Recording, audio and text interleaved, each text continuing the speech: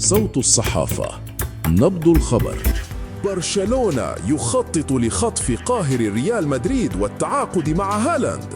أفاد تقرير صحفي إسباني أن برشلونة مهتم بضم الأرجنتيني جوليان ألفاريز مهاجم أتلتيكو مدريد خلال موسم الانتقالات الصيفي المقبل من أجل تعزيز صفوف الفريق تحت قيادة المدرب الألماني هانس فليك.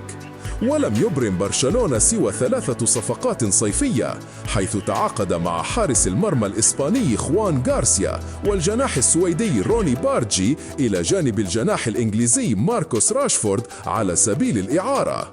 وبحسب صحيفة سبورت الكتالونية فإن برشلونة وضع الأرجنتيني جوليان ألفاريز نجم أتلتيكو مدريد كهدف أول للنادي في صيف 2026.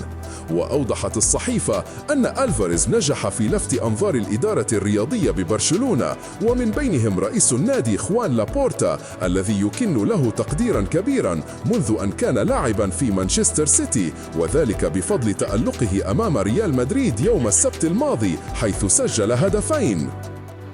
صوت الصحافة، نبض الخبر.